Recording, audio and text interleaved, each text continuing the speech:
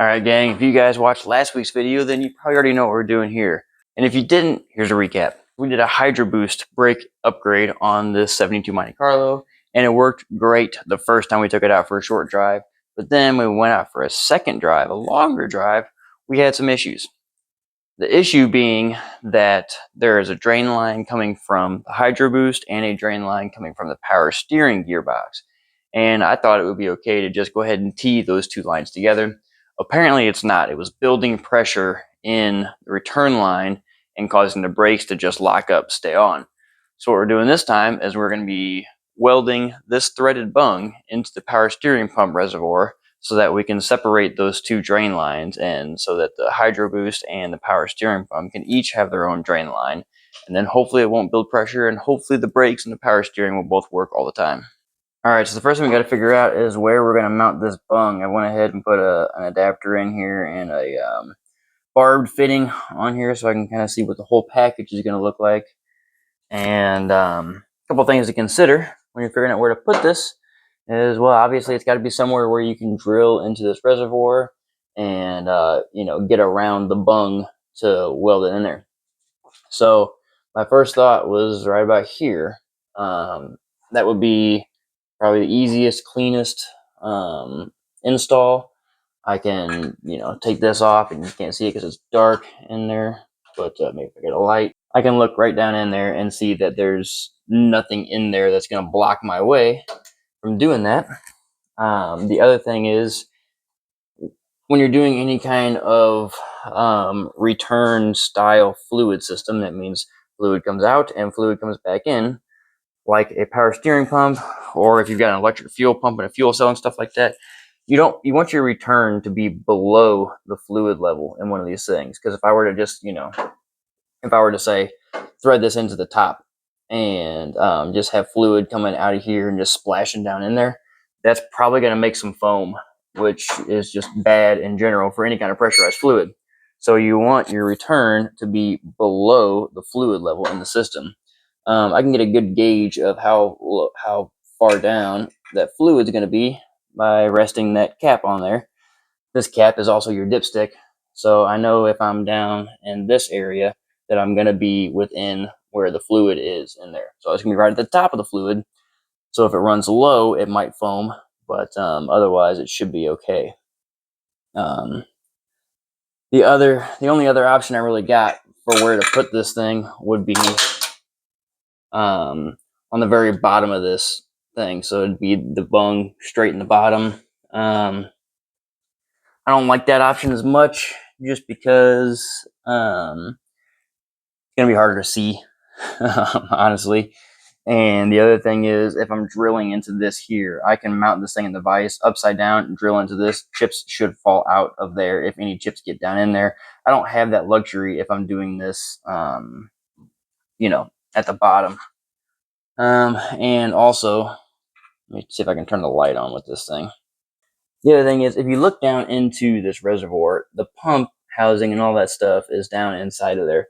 Other than here near the top, I can't actually see what's down there at the bottom. So I don't know, like, if I try and drill into the bottom, if I'm going to be drilling into some part of the cast pump or something like that that's in there.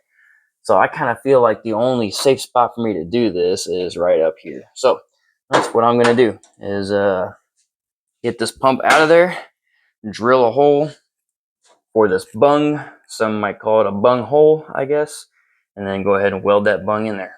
All right, so I marked where I'm going to drill this, and yeah, it's gonna be right there.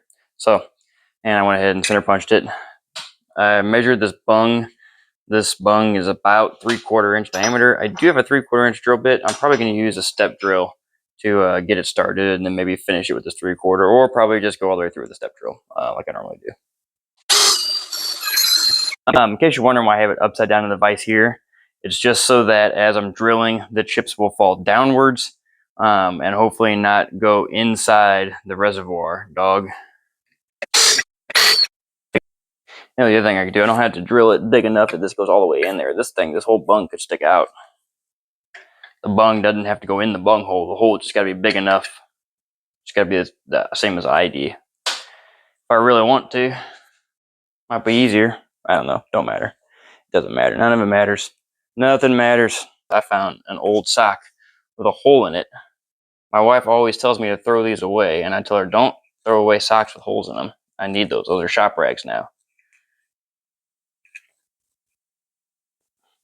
Those are no longer socks. Those are shop rags.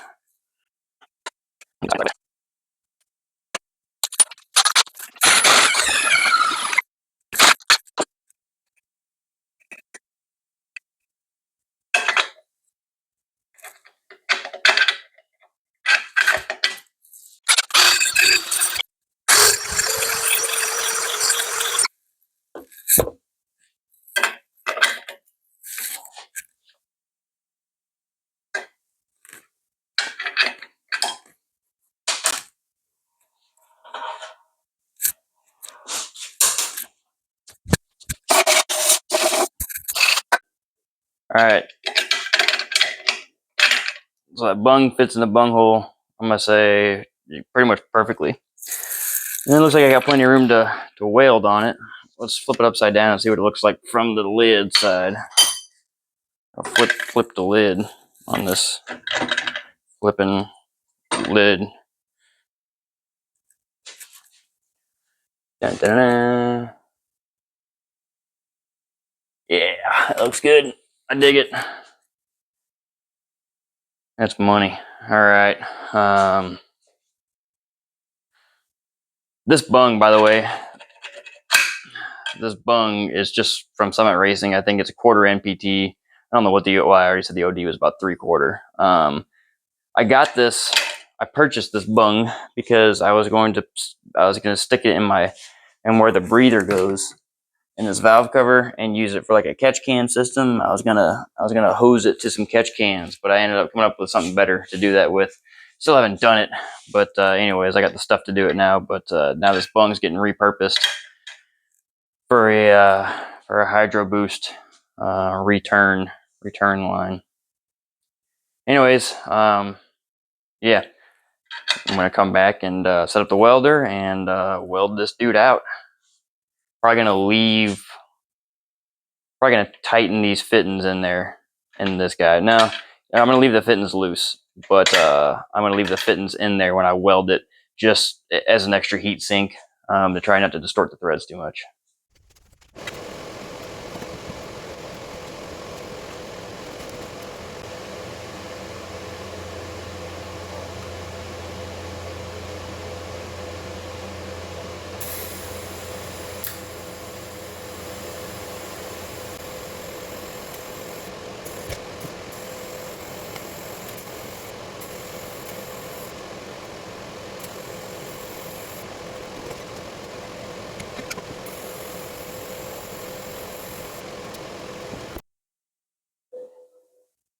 Well, no beautiful, purple and gold colors on this TIG job here, but it ain't going nowhere. So, and I'm sure it's nice and watertight. So, I'm not gonna worry too much about it.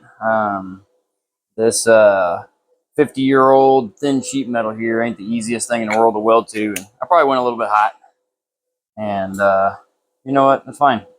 It's gonna be fine.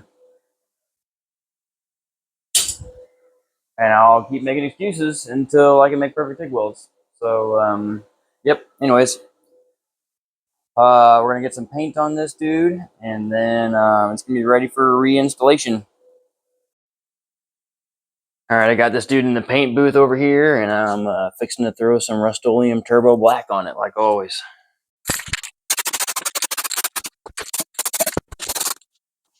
All right, rebuilt power steering pump, ready to rock. All right, so once the paint dries on this thing, we're gonna have to do something about, redoing this drain line here. This one's gonna be too long now, so I'm probably gonna end up cutting it like here, and maybe putting another bend and another little bubble on the flare to go into my new port. And then since I hacked into this original drain line or drain hose on the power steering gearbox drain, that T and everything's over there now. Probably gonna go from there into the trash can. And I'm gonna get probably probably on the way home from work tomorrow, I'm gonna stop and pick up some new 3/8 fuel hose, and just put a new piece there, high pressure fuel hose, and just do a new hose there. I could make something work with that and put a connect joint. The less hose clamps, the better. I'm gonna get a new piece of hose and be done with it, and then I'll use new hose for the end of this one too. And then this job will pretty much be done, except for the last thing I'll have to do is my brake pedal. The switch for the brake light fell out, so I'm gonna have to kind of rig that brake pedal switch up. Yeah, for now I got the door open, I got the fan blowing over here, getting some of this paint stink out of here, and I'm gonna let this thing blow out for a little bit, and then we'll come back tomorrow and finish it up. All right, so we got the power steering pump back installed. We got our drain line, our new BUNG in here with the drain line going up to, or maybe it starts there and it goes down to here, but Hydroboost got its own drain line now. Put a new drain hose in for the power steering gearbox drain. So this guy's all done. The last thing I need to do is fill this thing up with some power steering fluid and take it for a test drive, see if this solved the problem. All right, it is running. It is full of fluid, I think now. So dripping off the dipstick, so it's got some fluid in it. I don't see any new leaks or anything like that, so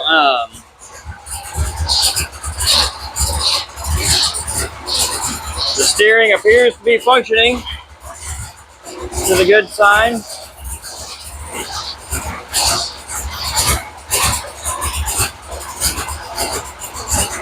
Let's climb in and see how the brakes feel.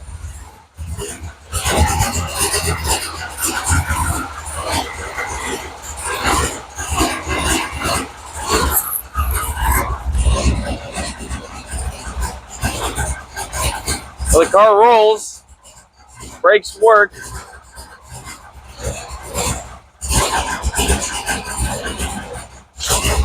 Well, the car rolls forward. Well, the car rolls forward and backwards at idle, so that's a good first indicator that they're not locked up right now at this very moment, at least. Don't really have time for a test drive right now, but we will come back and do a test drive. Kind of forgot about the brake light switch. Still need to fix that, but once we get that fixed, then we should be ready for a nice little test drive.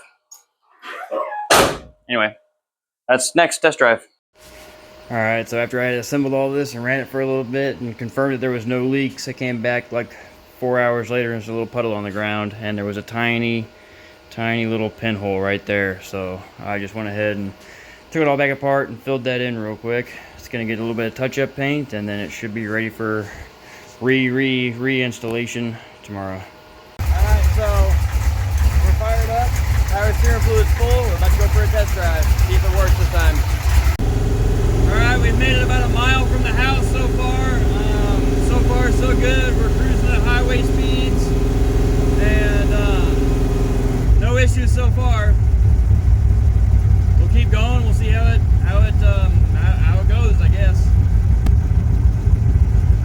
I did check before we left. Once I fired it up for a little bit and let it run for a little bit, still no leakage coming from that bung, so that's a good sign.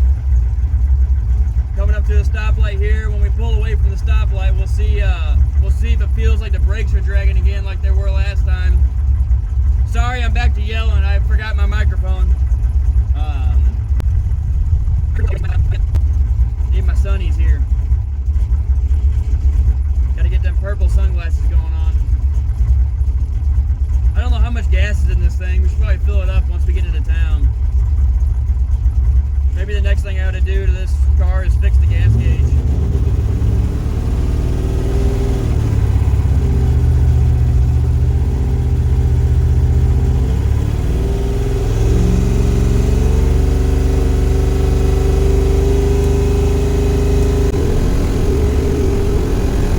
Fine so far.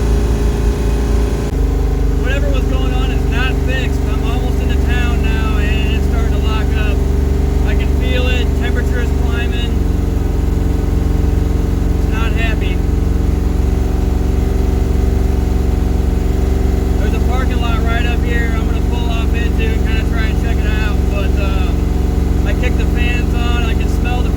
getting hot. It's and maybe I'm gonna pull into this parking lot over here actually. It's getting worse and worse by the second here. My first indication was at the transmission. It felt like there was some extra heat coming from the transmission, like it was working harder. And then with the RPM staying the same, the speed was just slowly decreasing. And yeah, it was just working that torque converter a little bit harder. Coolant temperature started to climb, everything like that. Temps just started to climb. Now it's in reverse, brakes are off, and it's still holding in position. So these brakes are locking up again. Smells like hot brakes. I don't know what's going on. I'm gonna stop here and check it out for a second. All right, so I shortened the brake pedal push rod just a little bit, and now it seems like it's fine. My destination's only about another 1.5 miles down the road. I'm gonna get back on the road and drive it to there and just see how it feels at that point, I guess.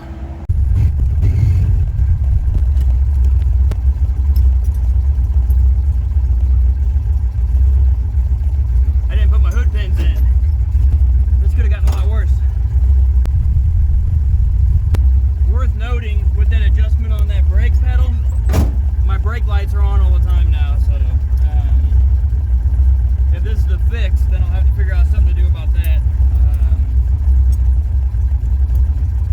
But yeah, I don't know. We'll start here. I don't know if it's just fixed now because it sat for a little while and cooled off, you know. I don't know. Right now, at this very moment, it feels fine.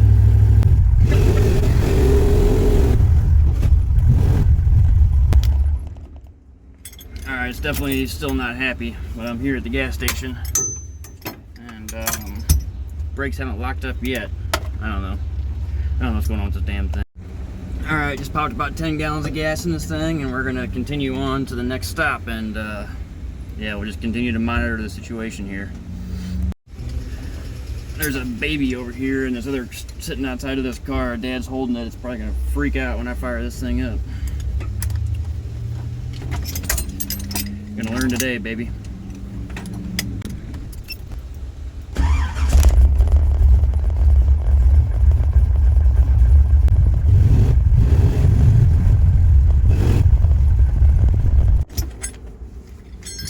Alright, it's just locking up it's just starting to drag just a little bit. I mean, I'm only driving a little bit at a time, but yeah, I don't know. Alright, so I got the package here that I came to get, and we're gonna start heading back home, and it's had, I don't know, 20 minutes or so to cool off and drain out or whatever. Anyways, we're gonna try and drive it home now and see where we get.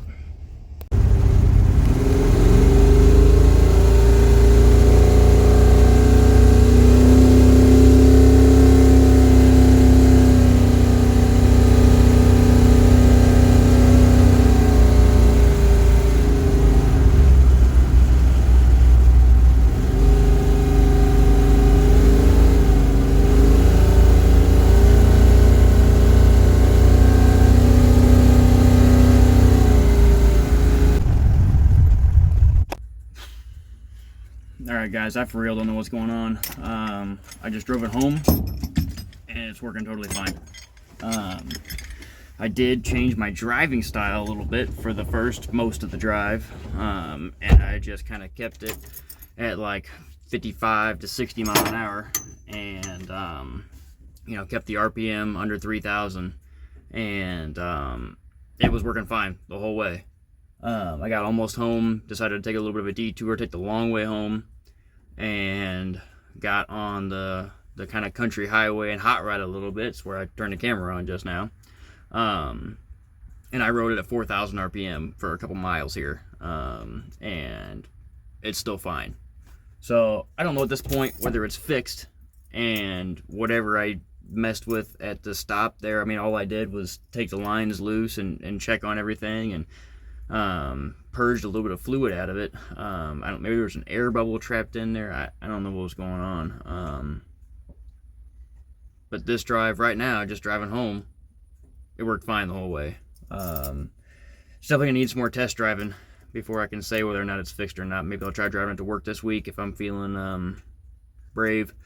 But yeah, I don't know at this point. I don't know if it's fixed. I don't know if it's not fixed. I think the next step is going to be an underdrive pulley, one way or the other. I think I'm just turning too many RPMs for this thing. It's just pumping too much fluid, and it's just fluid's getting backed up somewhere. Maybe I need to take the lines off, blow out the lines. Maybe there's some junk in there or something like that. Maybe I need to add a filter in there or something. I don't know. I don't know what to think about this point, but yeah, I guess we'll just keep driving it, see how it goes. Anyways, stay tuned next time where we'll continue to monitor the situation, I guess. Later.